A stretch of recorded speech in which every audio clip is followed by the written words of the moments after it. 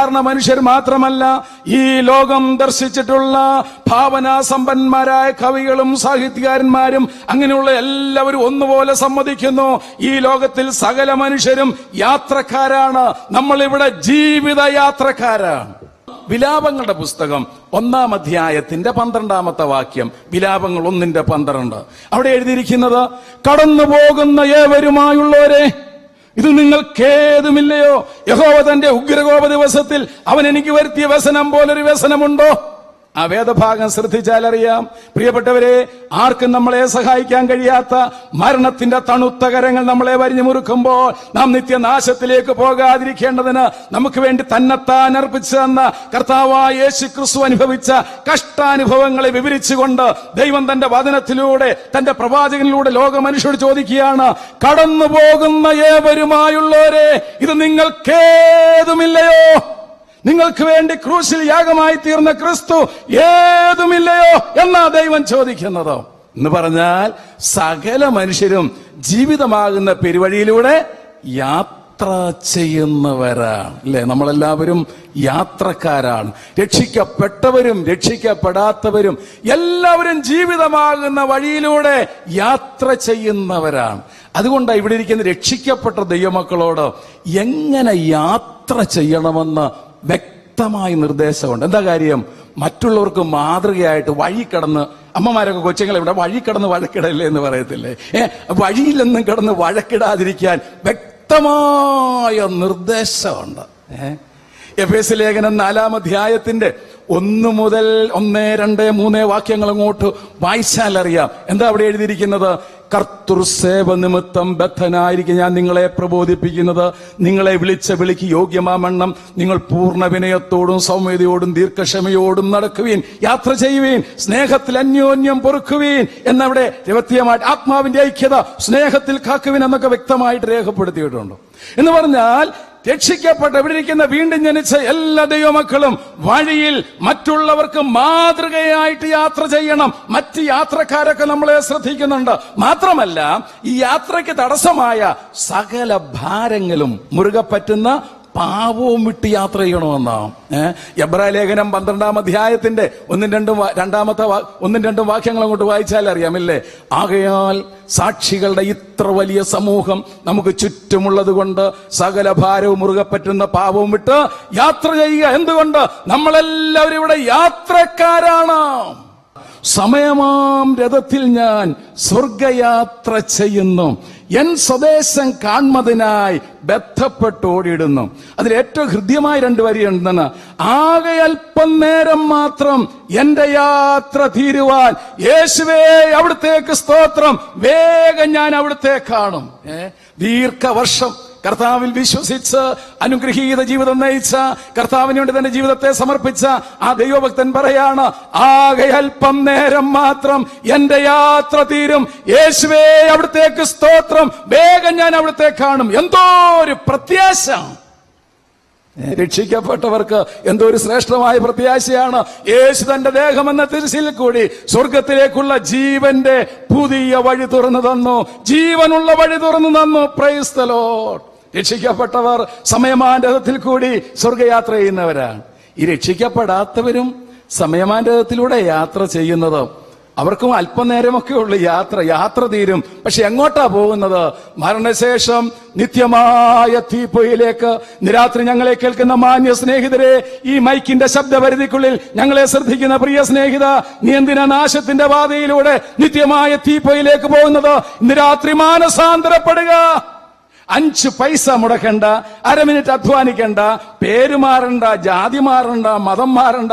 ഇന്ന് രാത്രി മഹത്വത്തിന്റെ പ്രത്യാശയായി ക്രിസ്തുവിനെ, മരണത്തെ ജയിച്ചുയർത്തെഴുന്നേറ്റ യേശു ക്രിസ്തുവിനെ ഹൃദയത്തിൽ കർത്താവായിട്ട് വാഴിക്കാൻ മനസ്സ് വെച്ചാൽ, ഇതാ പരിശുദ്ധാത്മാവിന്റെ വ്യാപാരത്താൽ നിങ്ങൾ വീണ്ടും ജനിക്കും, നിങ്ങൾക്ക് പ്രത്യാശ ലഭിക്കും. പിന്നെ നാശത്തിന്റെ പാതയിലൂടെ പോകേണ്ട ആവശ്യമില്ല. എന്നാൽ രക്ഷിക്കപ്പെടാത്തവരൊക്കെ നാശത്തിന്റെ പാതയിലൂടെ യാത്ര ചെയ്യുന്നത്. അതുകൊണ്ടാണ് എം ഇ ചെറിയാൻ സാർ, അനുഗ്രഹീത കവിയായ എം ഇ ചെറിയാൻ സാർ സ്നേഹത്തിന്റെ ഭാഷയിൽ ചോദിച്ച ഒരു പാട്ടുണ്ട്. ജീവിതയാത്രക്കാരാ, നിന്റെ കാലടികൾ എങ്ങോട്ടാ? നാശത്തിന്റെ പാതയിലൂടെയാണോ അതോ ജീവന്റെ മാർഗത്തിലാണോ? ഇതുവരെയും പരിശുദ്ധാത്മാ ഉള്ളത്തിൽ വന്ന് വീണ്ടും ജനിക്കാത്ത സ്നേഹിതരെ, നിങ്ങൾ നാശത്തിന്റെ പാതയിലൂടെയാണ് നടക്കുന്നത്. ഇന്ന് രാത്രി മാനസാന്തരപ്പെടുക, യേശുക്രിസ്തുവിനെ കർത്താവായിട്ട് വാഴിക്കുക. എന്നിട്ട് പാടും ഞങ്ങളോട് ചേർന്ന്, ആകെ അല്പം നേരം മാത്രം എന്റെ യാത്ര തീരുവാൻ, യേശുവേ അവിടുത്തേക്ക് സ്തോത്രം, വേഗം ഞാൻ അവിടുത്തെ കാണും. ഈ ലോകത്തിലെ വിദ്യാഭ്യാസത്തിന്, ഇസങ്ങൾക്ക്, ശാസ്ത്രീയ നേട്ടങ്ങൾക്ക് തരാൻ കഴിയാത്ത മരണത്തിനപ്പുറത്തുള്ള പ്രത്യാശ, അത് ഞങ്ങൾ പ്രസംഗിക്കുന്ന ക്രൂശിക്കപ്പെട്ട ക്രിസ്തുവിന് മാത്രമേ തരാൻ കഴിയൂ. അതുകൊണ്ട് ഇന്ന് രാത്രി നിങ്ങൾ മാനസാന്തരപ്പെടുക. എന്തുകൊണ്ട്? നമ്മളെല്ലാവരും ഈ ലോകത്തിൽ യാത്രക്കാരാണ്. യാത്ര ഒരു ദിവസം അവസാനിക്കും. എന്ന് കേൾക്കുമ്പോൾ ചിലർക്ക് അങ്ങ് ദേഷ്യമാണ് കേട്ടോ, ചിലർ അങ്ങ് വിറയ്ക്കും, ചിലർ വികാര വിജൃംഭിതരായിട്ടാണ് ഞങ്ങളുടെ അടുത്തോട്ട് വരുന്നത്. ഇങ്ങനെ സുവിശേഷത്തെ എതിർത്ത് വരുന്നത് ഞങ്ങൾ ചോദിക്കും, എന്താണ് മക്കളെ സുവിശേഷം? അതവനറിയില്ല. എടാ കുഞ്ഞ്, എന്താണ് സുവിശേഷം? നീ കിടന്ന് ദേഷ്യപ്പെടുന്നല്ലോ, എന്താ സുവിശേഷം? അതറിയില്ല. ചുമ്മാ പൊട്ടം പ്ലാസ്റ്റിക് കണ്ടുപോലെ അങ്ങ് എതിർക്കുക. എന്താ കാരണം? ഇതൊരു വലിയ വെളിപ്പാടാണെന്ന്. വെറുതെ അല്ല അവർ എതിർക്കുന്നത്. പ്രിയമുള്ളവരെ, സുവിശേഷം എന്ന് പറഞ്ഞാൽ അതിനെ സ്നേഹിക്കണമെങ്കിൽ പരിശുദ്ധാത്മാവിനാൽ ഒരു വെളിപ്പാട് ലഭിക്കണം.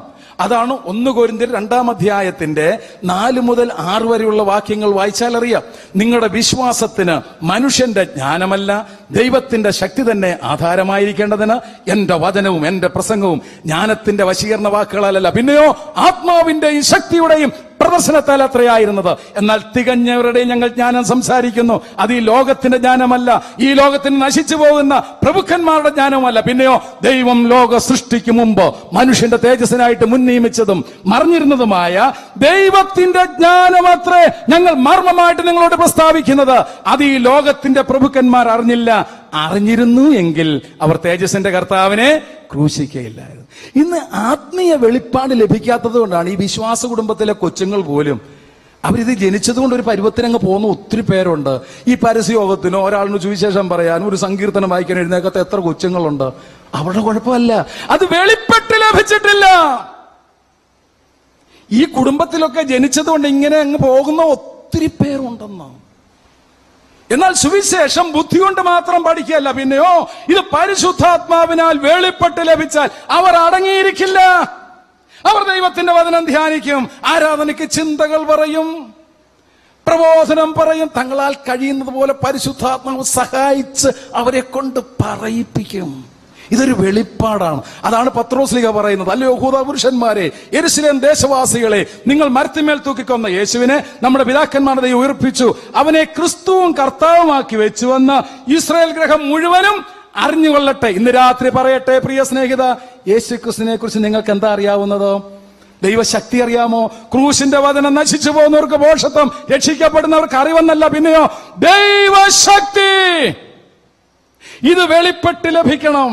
അതുകൊണ്ട് ക്രിസ്തുവിനെ വെളിപ്പെട്ട് ലഭിക്കണം. അതുകൊണ്ടാണ് കർത്താവ് ഈ ഭൂമിയിലായിരുന്നപ്പോൾ തന്റെ ശിഷ്യന്മാരിൽ കൂടി ലോകത്തോട് ചോദിച്ച 2 ചോദ്യമുണ്ട്.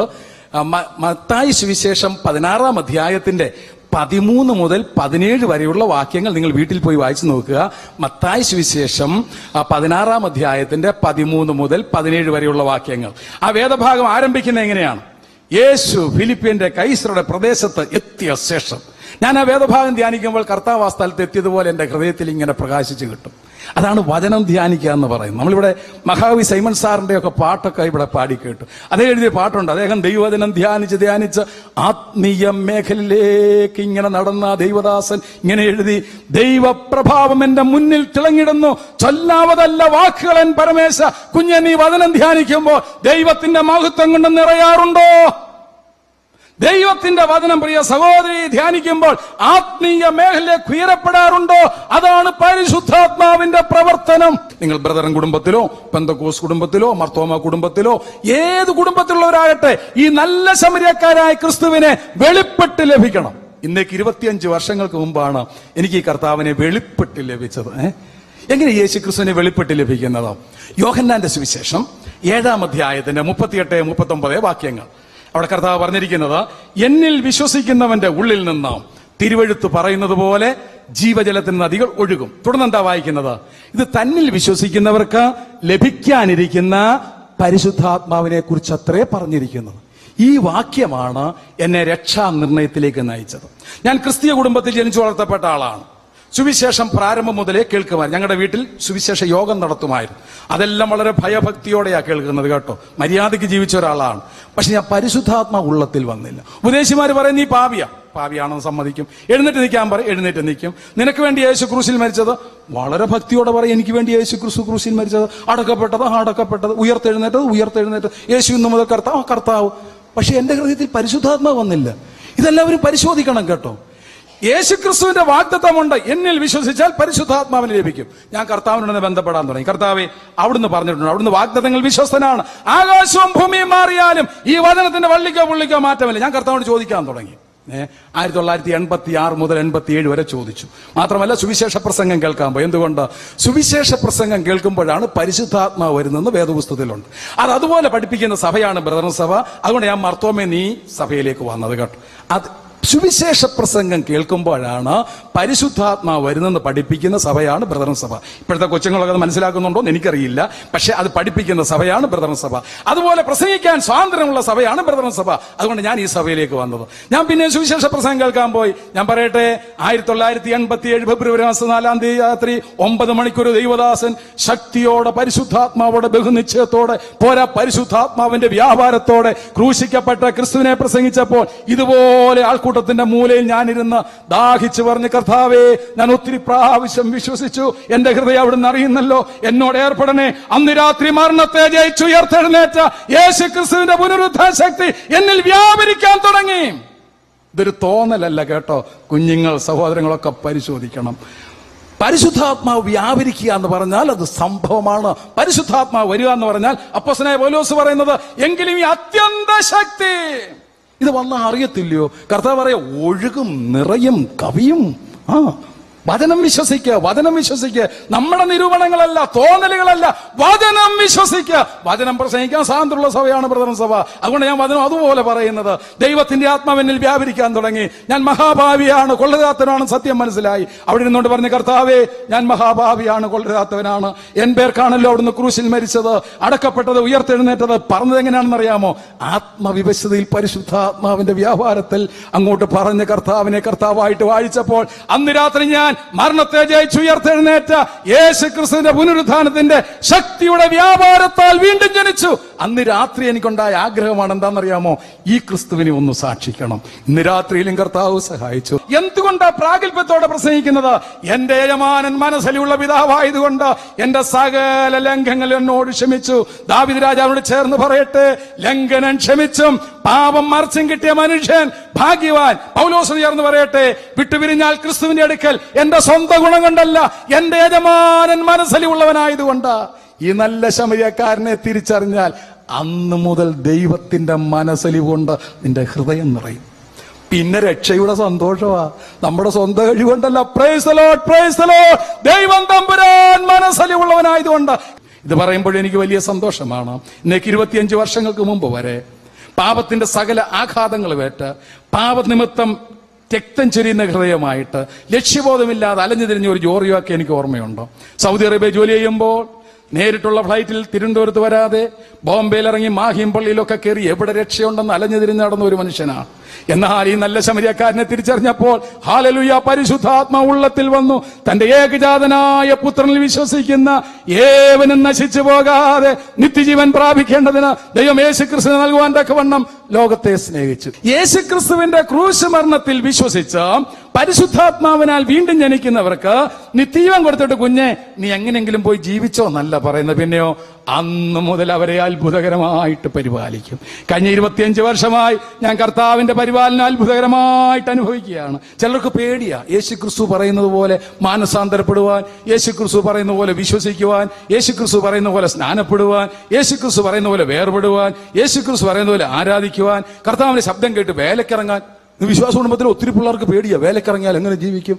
എന്റെ പ്രിയപ്പെട്ടവരെ, കർത്താവിന്റെ ശബ്ദം കേട്ടിറങ്ങിയാൽ അത്യന്തം പരമായിട്ട് കർത്താവ് പരിപാലിക്കും. ഏതെല്ലാം വിധത്തിലാണ് കർത്താവ് പരിപാലിക്കുന്നത്? 1-2 വാക്യം. എബ്രായർ 7:25. എബ്രായർ 7:25. താൻ മുഖാന്തരം ദൈവത്തോടടുക്കുന്നവർക്ക് വേണ്ടി പക്ഷപാതം ചെയ്ത് സദാ ജീവിക്കുന്നവനാകയാൽ അവരെ പൂർണ്ണമായിട്ട് രക്ഷിപ്പാൻ ക്രിസ്തു പ്രാപ്തനാണ്. എന്താ കാരണം? നമ്മുടെ കർത്താവ് മരിച്ചടക്കപ്പെട്ടവൻ മാത്രമല്ല, മരണത്തെ ജയിച്ചുയർത്തെഴുന്നേറ്റ സർവശക്തനായ കർത്താവ് താൻ മുഖാന്തരം ദൈവത്തോട് അടുക്കുന്നവർക്ക് വേണ്ടി പക്ഷവാദം ചെയ്തെന്ന് പറഞ്ഞാൽ, ഇവന് വേണ്ടി ഞാൻ രക്തം ഊറ്റി ഒഴിച്ചു കൊടുത്തതെന്ന് ഇങ്ങനെ മഹിമയുടെ വലത്തുഭാഗത്ത് എനിക്ക് വേണ്ടി പക്ഷവാദം ചെയ്യുന്ന സഹോദരി, നിങ്ങൾക്ക് വേണ്ടി, സഹോദര, നിങ്ങൾക്ക് വേണ്ടി പക്ഷവാദം ചെയ്ത് സദാ ജീവിക്കുന്ന ഒരു മധ്യസ്ഥനുണ്ട്. അതാണ് യൂദയുടെ ലേഖനം 24-ാമത്തെ വാക്യം. വീഴാതെ വണ്ണം നിങ്ങളെ കാത്തു സൂക്ഷിച്ച് തന്റെ മഹിമാസന്നതയിൽ കളങ്കമില്ലാത്തവരായി ആനന്ദത്തോടെ നിർത്തുവാൻ ശക്തിയുള്ളവൻ അത്ഭുതകരമായിട്ട് പരിപാലിക്കും. ഈ ലോകത്തിൽ എങ്ങനെയാ കർത്താവ് പരിപാലിക്കുന്നതോ? യെശയ്യാ പ്രവചനം 43-ാം അധ്യായത്തിന്റെ 1-2 വാക്യങ്ങൾ സമയക്കുറവുകൊണ്ട് വായിച്ചു കേൾപ്പിക്കുന്നില്ല. അവിടെ എഴുതിയിരിക്കുന്നത്, ഇപ്പോഴോ യാക്കോബേ, നിന്നെ സൃഷ്ടിച്ചവനും ഇസ്രയേലെ നിന്നെ നിർമ്മിച്ചവനുമായ യഹോവ ഇപ്രകാരം അരുളി ചെയ്യുന്നു, ഭയപ്പെടേണ്ട, ഞാൻ നിന്നെ വീണ്ടെടുത്തിരിക്കുന്നു, ഞാൻ നിന്നെ ഓമന പേർ ചൊല്ലി വിളിച്ചിരിക്കുന്നു, നീ വെള്ളത്തിൽ കൂടി കിടക്കുമ്പോൾ ഞാൻ നിന്നോട് കൂടെയുണ്ട്. എന്ന് പറഞ്ഞാൽ എന്താ? വെള്ളത്തിൽ കൂടി കിടക്കുക എന്ന് പറഞ്ഞാൽ പ്രശ്നങ്ങളാകുന്ന വെള്ളം. 107-ാം സങ്കീർത്തനത്തിന്റെ 23-24 വാക്യങ്ങൾ വായിച്ചാൽ അറിയാം. കപ്പൽ കയറി സമുദ്രത്തിൽ ഓടിയവർ, പെരുവള്ളങ്ങളിൽ വ്യാപാരം ചെയ്തവർ യഹോവയുടെ പ്രവൃത്തികളെയും ആഴിയിൽ അവന്റെ അത്ഭുതങ്ങളെയും കണ്ടു. പ്രിയ സഹോദര, സഹോദരി, പ്രശ്നങ്ങളാകുന്ന ആഴത്തിലേക്ക് നിങ്ങൾ ഇറങ്ങിപ്പോകാറുണ്ടോ? അവിടെ കർത്താവിന്റെ പ്രവൃത്തി കാണാം. ദൈവം നമ്മുടെ സങ്കേതവും ബലവുമാകുന്നു, കഷ്ടങ്ങളിൽ അവനേറ്റവും അടുത്ത തുണയാണ്. Price the Lord. ഈ കർത്താവ് എത്രയോ വിശ്വസ്തനാണ്.